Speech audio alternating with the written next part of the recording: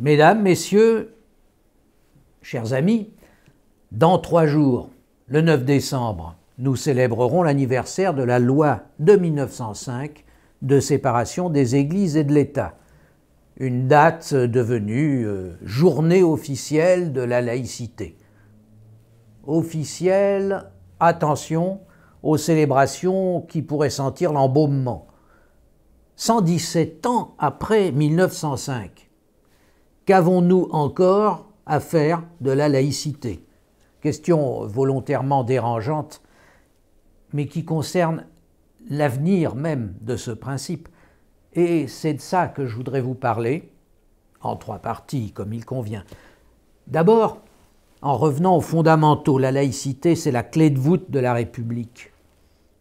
Dès lors, et ce sera ma seconde partie, sa transmission aux générations futures doit nous préoccuper. Qu'en ont-elles à faire? Enfin, j'esquisserai une manière différente d'aborder la laïcité, si nous voulons toujours en faire quelque chose, du moins. Alors d'abord, contre l'usure du temps, sachons bien définir la laïcité. Souvenez-vous des élections que nous avons vécues il y a déjà 6 mois. Personne ne remettait plus la laïcité en cause. Chaque camp, pourtant, en affichait une conception bien différente. D'un côté, des forcenés qui la brandissent pour faire la chasse aux musulmans, de l'autre, des bisounours qui la détournent vers je ne sais quelle créolisation ou coexistence des religions, quand ce ne sont pas des sots qui emboîtent le pas aux islamistes au nom de la lutte contre l'islamophobie, ce mal bien mal nommé. Alors pour éviter tous ces abus, le mieux, c'est de revenir à la loi. Là, je vais citer 3 textes essentiels. D'abord, évidemment, la loi du 9 décembre 1905. Article 1er, la République assure la liberté de conscience. Point. Elle garantit le libre exercice des cultes sous les seules restrictions édictées ci-après dans l'intérêt de l'ordre public. Article 2, ça c'est le principe de séparation. La République ne reconnaît, ne salarie, ni ne subventionne aucun culte. Je ne cite que la première phrase. Deuxième texte essentiel, évidemment la Constitution, celle de 1946, qui a été reprise et augmentée en 1958. Article 1er. La France est une république indivisible, laïque, démocratique et sociale. Elle assure l'égalité devant la loi de tous les citoyens, sans distinction d'origine, de race ou de religion. Elle respecte toutes les croyances. C'est le début, c'est le premier paragraphe. Enfin, ça, on n'y pense pas assez. La Convention européenne des droits de l'homme de 1950, qui a une valeur juridique supérieure à la loi. C'est juste en dessous de la Constitution en France. C'est l'article 9. Liberté de pensée, de conscience, de religion. Il y a un ordre d'importance décroissant, d'ailleurs. Paragraphe 1. Toute personne a droit à la liberté de pensée, de conscience et de religion. Ce droit implique, attention, la liberté de changer de religion ou de conviction. Il y en a qui n'admettent pas. Ainsi que la liberté de manifester sa religion ou sa conviction individuellement ou collectivement, en public ou en privé, par le culte, l'enseignement, les pratiques et l'accomplissement des rites. Alors, en public et par les pratiques, ça veut dire qu'on ne peut pas interdire constitutionnellement le port d'un signe religieux sur la voie publique, une fois pour toutes. Bien. Je sais qu'il y a quelques projets en ce sens. Paragraphe 2. La liberté de manifester sa religion ou ses convictions ne peut faire l'objet d'autres restrictions que, je traduis en langage courant, peut faire l'objet de restrictions, et voici lesquelles. Celles qui, prévues par la loi, constituent des mesures nécessaires dans une société démocratique à la sécurité publique, à la protection de l'ordre, de la santé ou de la morale publique, ou à la protection des droits et libertés d'autrui. Alors, je me contenterai ici de citer la définition produite par le Comité interministériel de la laïcité, une instance qui a été instaurée en 2021. Je cite « La laïcité garantit la liberté de conscience. De celle-ci découle la liberté de manifester ses croyances ou convictions dans les limites de respect de l'ordre public. La laïcité implique la neutralité de l'État et impose, je préférerais dire permet, l'égalité de tous devant la loi sans distinction de religion ou de conviction, et d'origine, de race, de tout ce que vous voudrez. La laïcité garantit aux croyants et aux non-croyants les mêmes droits à la liberté d'expression de leurs croyances ou convictions. Elle assure aussi bien le droit d'avoir que de ne pas avoir de religion, d'en changer ou de ne plus en avoir du tout.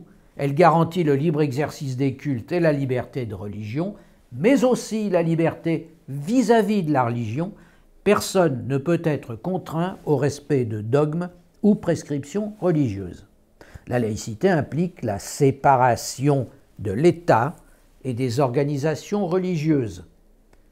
L'ordre politique est fondé sur la seule souveraineté du peuple des citoyens et l'État, qui ne reconnaît et ne salarie aucun culte, il manque, ne subventionne. Je fais observer. C'est une définition qui n'est pas du tout satisfaisante. Et donc l'État ne régit pas le fonctionnement interne des organisations religieuses. De cette séparation se déduit la neutralité de l'État, des collectivités territoriales et des services publics, non des usagers. Là encore, sur ce point, il y a à débattre parce que, comme le constate la Cour européenne des droits de l'homme, qui vérifie l'application par les États de la Convention, notamment de son article 9, que je vous ai cité tout à l'heure, eh bien, en France, les usagers doivent concourir à la neutralité du service public. Ça ne veut pas dire qu'ils peuvent faire n'importe quoi, justement. La République laïque impose ainsi l'égalité des citoyens face à l'administration et au service public, quelles que soient leurs convictions ou croyances. La laïcité n'est pas une opinion parmi d'autres, mais la liberté d'en avoir une.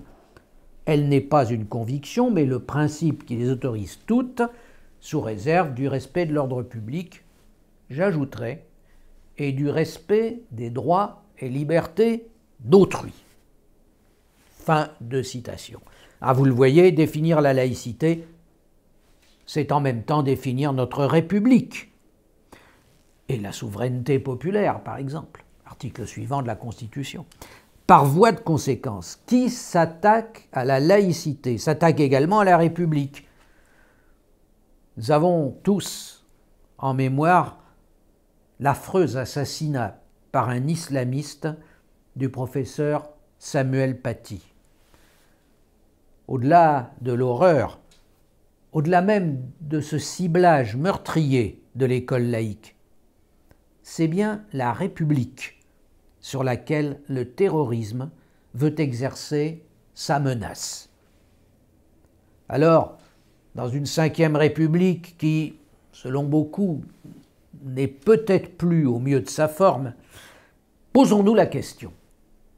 Comment les générations futures pourront-elles reprendre le flambeau républicain sans lequel nous menacent des dérives trop bien connues par le passé? Et ce sera l'objet de ma deuxième partie. La laïcité est malheureusement un des perdants de la fracture générationnelle. Fracture générationnelle, voilà un terme lourd de sens. Or, il ne nous vient pas de la plume d'un candidat à la présidentielle, mais d'une étude synthétisant plusieurs sondages d'opinion. C'est une réalité sociologique. Je sais, il faut toujours se méfier des sondages. Pourtant, lorsque sur longue période, ils donnent de façon récurrente les mêmes résultats, on ne peut plus nier l'évidence. Aujourd'hui, les 18-34 ans divergent nettement d'avec le reste de la population. Le reste, alors soyons clairs entre nous, les plus vieux, surtout les plus de 50 ans. Et ceci, notamment sur les questions de religion et de laïcité.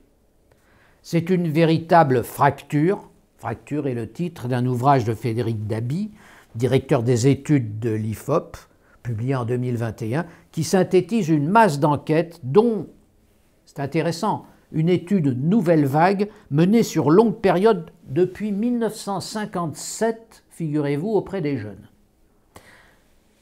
Alors le conflit des générations, il est inévitable et même indispensable. Ce n'est pas un vieux 68ard qui vous dira le contraire. Il a permis aux boomers depuis 60 ans, à part l'entrée dans la société de consommation, il leur a permis bien des avancées sociétales, droits des femmes, antiracisme, peine de mort, mariage pour tous, etc. Or aujourd'hui, ce conflit est dévoyé par des thèmes purement idéologiques, voire fantasmés. L'islamophobie, le privilège blanc, le racisme d'État.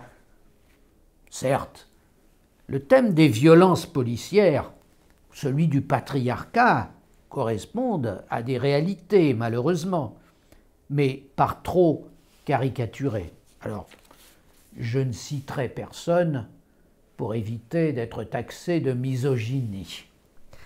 La génération offensée, selon les termes de Caroline Fourest, drapée dans des indignations de commande, n'hésite pas, c'est inquiétant, à s'attaquer à la liberté d'expression.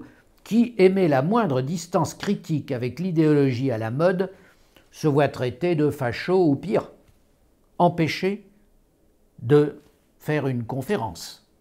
Ça vient encore une fois de se reproduire. Frédéric Dabi note que la laïcité risque de devenir étrangère à toute une génération chez qui domine la notion de respect des religions et qui veut surtout ne pas offenser les croyants. Personnellement, je suis assez tenté d'y voir le résultat de ce très problématique enseignement du fait religieux à l'école introduit à la suite du rapport de Régis Debray en 2002. Mais de cela, vous pourrez en débattre. Toujours est-il que les 18-30 sont nettement moins nombreux que la moyenne des Français à définir la laïcité comme devant, je cite, « séparer les religions et la politique ». En revanche, ils sont pratiquement le double de cette moyenne à lui donner pour objet ce qui est faux, de mettre toutes les religions sur un pied d'égalité. Et de fait, une autre étude IFOP pour la Fondation Jean Jaurès de juillet 2021 nous confirme que les enseignants de moins de 30 ans partagent ce relativisme culturel de leur génération assez proche du multiculturalisme anglo-saxon. Comment s'étonner dès lors que, selon une enquête IFOP-NICRA de janvier 2021, 52% des lycéens soient favorables au port de signes religieux ostensibles par les élèves de l'école publique, alors même que la loi d'interdiction date de 2004 et que 92% des enseignants, y compris chez les plus jeunes 86%, l'approuvent. Eh oui, mais cette loi est-elle expliquée en classe? Quelle sorte de république préparons-nous si les citoyens de demain n'ont plus rien à faire de la laïcité? Il y a donc bien lieu de s'inquiéter pour la transmission des valeurs de la République, dont une loi de 2015 a pourtant chargé l'école. Au-delà des mesures administratives et des proclamations politiques, c'est d'un travail de fond en direction de la jeunesse que nous avons besoin. Pour la convaincre, ni la réduction de la laïcité à des interdits inexpliqués, ni le prêcha sur les valeurs de la République ne suffiront. La formation des enseignants à la laïcité, annoncée par le ministère de l'Éducation nationale, prendra-t-elle la mesure de cet effet générationnel? Il nous faut des réponses pédagogiques nouvelles. Et là, vient le moment de nous demander, oui, mais comment? Comment, ce sera ma troisième partie et dernière, rassurez-vous, comment sortir la laïcité de l'impasse? Pourquoi diable les lycéens voient-ils la laïcité comme une atteinte à la liberté? Et c'est que pour eux, le concept recouvre essentiellement la liberté individuelle et pas du tout les libertés collectives. Il y a donc d'abord à dire sur la transmission du principe de liberté, du principe républicain de liberté. Et peut-être devrait-on commencer par là. En effet, la nécessaire loi du 15 mars 2004 interdisant le port de signes religieux, le port de signes ou tenues par lequel les élèves manifestent ostensiblement une appartenance religieuse, cette loi n'évoque qu'un interdit. N'eût-il pas mieux valu faire figurer dans un autre article une définition de la laïcité fondée sur la liberté de conscience, puisqu'aussi bien cette loi était dictée, je cite, « en vertu du principe de laïcité ». Tout le problème est là. Soit on aborde la laïcité par la laïcité, alors on tourne en rond dans des interdits qui heurtent inévitablement notre génération offensée. Mais la mienne se souvient qu'il était interdit d'interdire.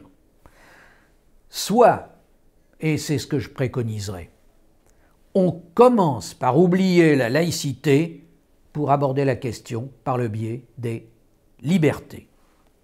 Ce qu'il faut comprendre et faire comprendre, c'est que toutes les libertés ont une valeur relative, c'est-à-dire qu'elles sont bornées par la loi. Déclaration des droits de l'homme et du citoyen de 1789, article 4, la liberté consiste à faire tout ce qui ne nuit pas à autrui. Oui, en général, on s'arrête là, c'est une erreur. Écoutez bien la suite. Ainsi, l'exercice des droits naturels de chaque homme n'a de borne que, de nouveau, je traduis en langage courant, elle a des bornes, et voici lesquelles. Celles qui assurent aux autres membres de la société la jouissance de ces mêmes droits, ces bornes ne peuvent être déterminées que par la loi. Une seule exception, la liberté de penser est absolue. Article 10 de la Déclaration de 1789, nul ne doit être inquiété pour ses opinions, même religieuses, et l'article poursuit, pourvu que leur manifestation ne trouble pas l'ordre public déterminé par la loi. Donc, le principe de liberté de conscience qui, selon le Conseil constitutionnel, trouve son fondement dans cet article 10, comporte deux volets. Une liberté absolue, celle de penser, et une liberté relative, celle de manifester ses convictions ou sa religion. Cette liberté de conscience est donc supérieure à toutes les autres libertés. Et c'est justement par elle que commence l'article 1er de la loi de 1905. La République assure la liberté de conscience, point. Parce que le libre exercice des cultes qui suit n'est pas sur le même plan. Il n'en est qu'une conséquence, il ne fait qu'en découler. Alors cette valeur relative des libertés, l'enseigne-t-on à l'école?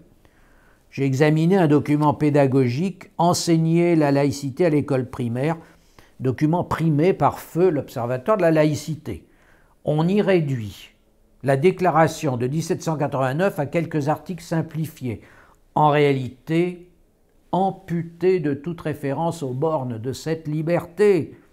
Et voilà ce que devient l'article 4, je cite, « La liberté consiste à faire tout ce qui ne nuit pas aux autres. » Un point, c'est tout.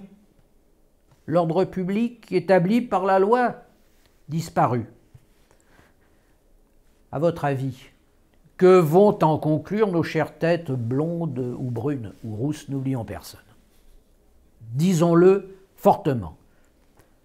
La plupart des professeurs partagent les convictions républicaines d'un Samuel Paty. Les enseignants en première ligne, malmenés par d'incessantes réformes, font ce qu'ils peuvent. Mais c'est bien la responsabilité de l'éducation nationale qui est en cause. Ses programmes, ses orientations pédagogiques, floues, changeantes, voire contradictoires. Exemple de ce que les psychanalystes appellent une injonction paradoxale. Comment à la fois enseigner le fait religieux à l'école et expliquer que l'absence de signes religieux ostensibles des élèves y est nécessaire. Allez comprendre. Mais je ne vais pas faire ici un contre-cours sur les valeurs de la République. Personnellement, je préfère de beaucoup dire les principes. Pour illustrer mon argumentaire et pour conclure, je voudrais vous inviter à une expérience de pensée, si vous le voulez bien. Imaginons ensemble. Imaginons une île coupée du monde. Et imaginons que dans cette île se pratique depuis toujours une seule religion. Tous les insulaires sont-ils croyants? Vous savez bien que non, car le principe de contradiction et de libre examen individuel est inhérent à la raison humaine. Alors pour simplifier, admettons qu'il ne s'y trouve qu'un seul individu incroyant. Cet incroyant sera-t-il libre de s'exprimer? Non, puisqu'une seule conviction apparaît possible, il encourrait au mieux le discrédit familial ou public, au pire le bûcher. Mais on supposera les insulaires bienveillants. Imaginons maintenant qu'un missionnaire débarque sur l'île. Imaginons qu'il ne soit pas mangé par les habitants et même qu'il réussisse à les convaincre de lui permettre de convertir à sa propre religion ceux qui le veulent. L'île vient d'inventer la tolérance ainsi que la liberté de religion, puisqu'il devient dès lors possible qu'une troisième, une quatrième, une énième religion se développe. Toutes les libertés sont-elles pour autant assurées? Non, car n'oublions toujours pas notre unique incroyant. S'il vient à ouvrir la bouche, par exemple pour réclamer un peu de discrétion aux cultes qui se font une concurrence forcément tapageuse, il verra se retourner unanimement contre lui les adeptes d'une, deux, trois, n religions. Alors imaginons qu'un philosophe, maintenant, rejoigne l'île. Imaginons qu'il ne soit pas mis à mort sur ordre des prêtres et qu'il convainque les autorités que l'incroyance est aussi respectable que les religions. On autoriserait donc toutes les convictions. Je vous rappelle qu'il ne s'agit que d'une expérience de pensée. Notre unique incroyant serait alors reconnu à égalité avec les adeptes des cultes. On le ferait entrer, par exemple, au Conseil des Anciens, au titre de représentant de l'incroyance, pour respecter le pluralisme des convictions. Tous les habitants de l'île auraient la possibilité d'opter pour une religion de leur choix ou de se déclarer incroyants. Or, la liberté et l'égalité seraient-elles pour autant assurées? Non. Non, vous n'y êtes toujours pas, car il est impossible, toujours en vertu du principe de contradiction, qu'il n'y ait pas au moins un individu qui refuse soit d'avoir une conviction, soit simplement de la déclarer. Voilà tout le monde bien embêté. Comment respecter le pluralisme au Conseil des Anciens si certains individus ne peuvent ou ne veulent pas être représentés pour leurs convictions, ce qui est bien leur liberté? Et finalement, cette représentation au Conseil des Anciens était-elle une bonne idée? C'est l'impasse. Ou le pluralisme par une représentation collective, par communauté, ou la liberté de chaque individu. Alors, pour en sortir, un dernier effort s'impose, c'est d'imaginer une liberté bien plus importante que les libertés religieuses ou même le pluralisme des convictions, d'imaginer une liberté qui englobe et dépasse toutes les autres. Chiche, imaginons. Eh bien, ça s'appelle la liberté de conscience, tout simplement. Imaginons, enfin, que le gouvernement de l'île décide de faire respecter partout et par tous, de tous les genres, cette liberté de conscience. Il vient d'inventer la laïcité. C'est tout. Mais c'est beaucoup. Je vous remercie.